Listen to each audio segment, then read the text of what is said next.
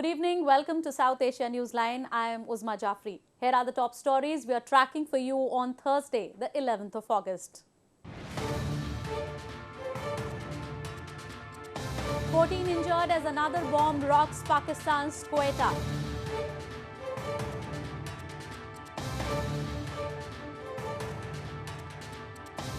Asian Human Rights Commission exposes Pakistan police brutality in Gilgit Baltistan.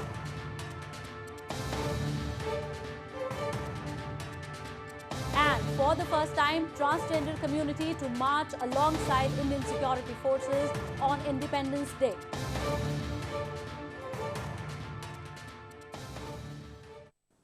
And now for all the details. The confession of a Lashkar-e-Taiba terrorist that the outfit is backed by Pakistan military has created a stir. India claims that it has exposed Pakistan. The revelation by Bahadur Ali, a Lashkar-e-Taiba or LET terrorist, that he was trained by Pakistani military men have exposed the true color of Pakistan, Indian authorities said. 21-year-old Ali, who was a resident of Pakistan's Punjab province, was captured by Indian security forces on July 25th from Kupwara district in India's northern Jammu and Kashmir province. The interrogation of Bahadur Ali and his confession has clearly revealed the details of the kind of training that is provided to such young men, the camps in which they are kept, the weapons that they are given, and most importantly, the indoctrination that they undergo prior to infiltration into India. His confession proves yet again that Lashkar-e-Taiba is sending its cadres in connivance with Pakistan security forces to fuel large-scale agitation in Kashmir. Pakistan now stands completely exposed. In a video that India's National Investigation Agency showed on Wednesday, Ali confessed that he was asked by his Pakistan handlers to take advantage of the ongoing unrest in India's Kashmir and create trouble in the region. He went on record to say that LET is nothing but an extension of the Pakistani army, and their youth are being told to undertake jihad in Afghanistan and in India as well as in Bangladesh. To that extent, he has single-handedly exposed the Pakistani establishment in totality. The National Investigation Agency added that the arms and ammunitions training given to Ali show the involvement of military experts. It claimed that a Lashkar control room in Pakistan-administered Kashmir is being run with support from Pakistani forces. Moving on to news from Pakistan. Just 3 days after the deadly attack in Quetta in which 72 people were killed, Pakistan's western city was once again rocked by another explosion on Thursday. A report.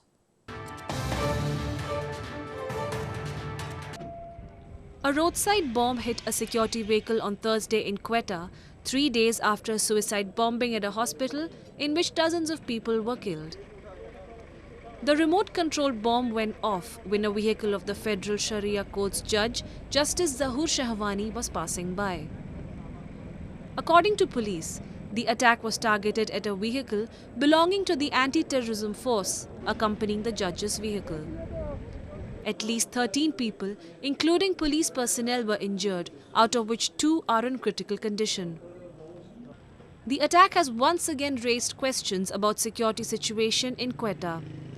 Fear looms among the people of the city, as many feel that the security arrangements are not sufficient.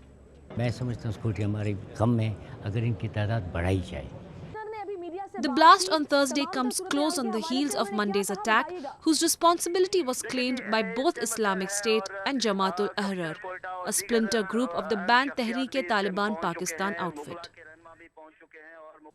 The Asian Human Rights Commission has released a report on the brutality of police in Gilgit Baltistan. The human rights organization has called on Pakistan government to ensure accountability in the illegally occupied region.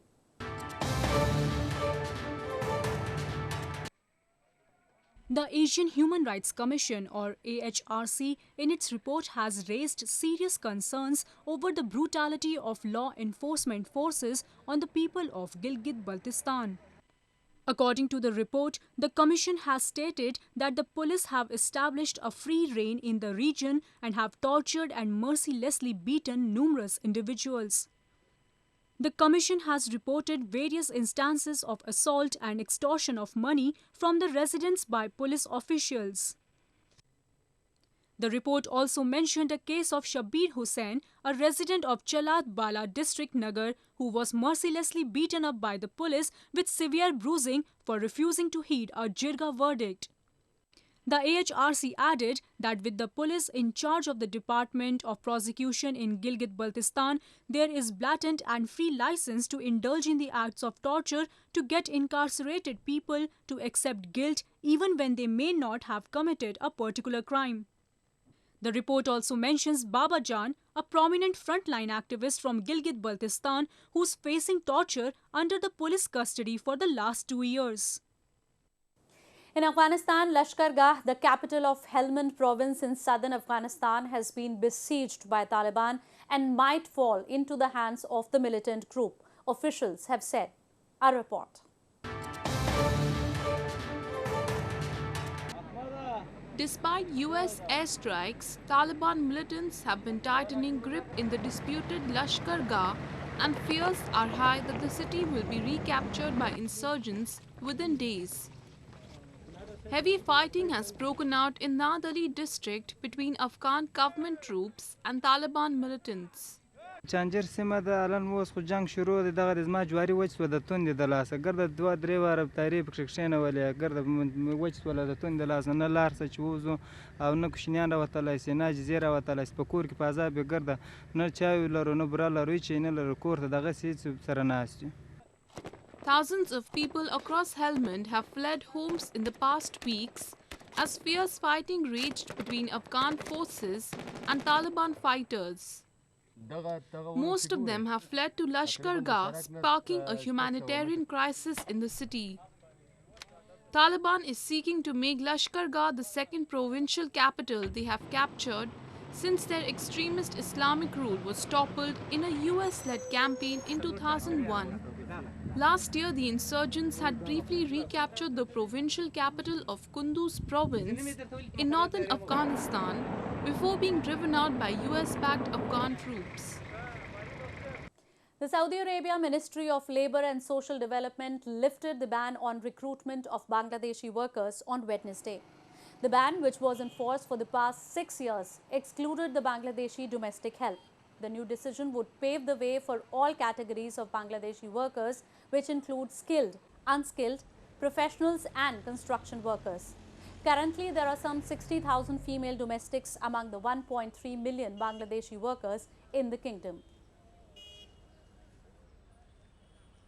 An engineering student in India's southern Hyderabad city has invented an innovative machine that has the capacity to produce water from the moisture content in the air.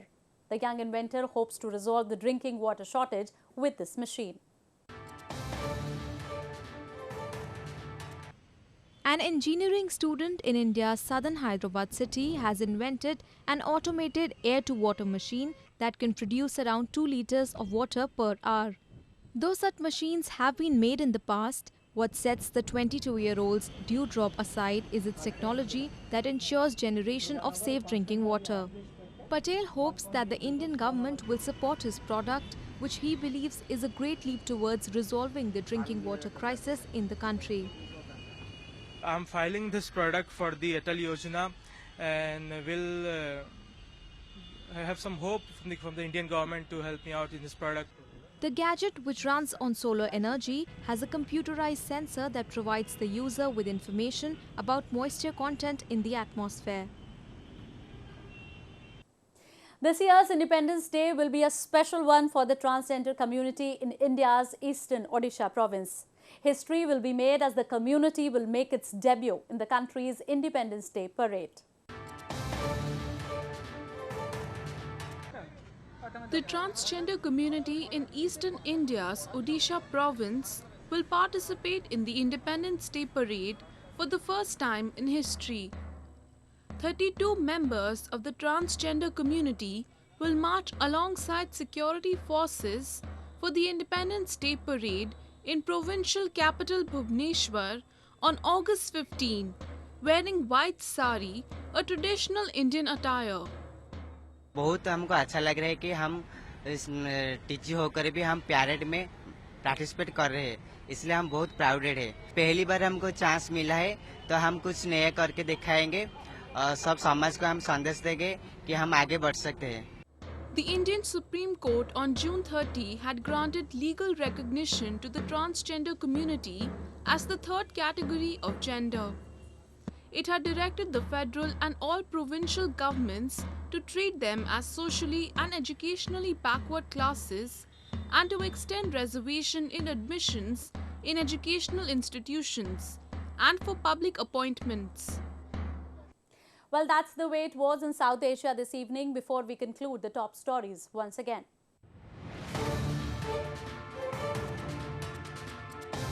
"14 injured as another bomb rocks Pakistan's Quetta."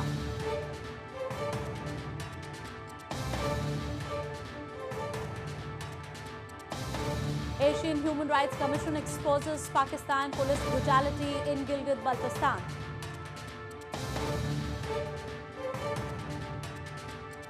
And for the first time, transgender community to march alongside Indian security forces on Independence Day.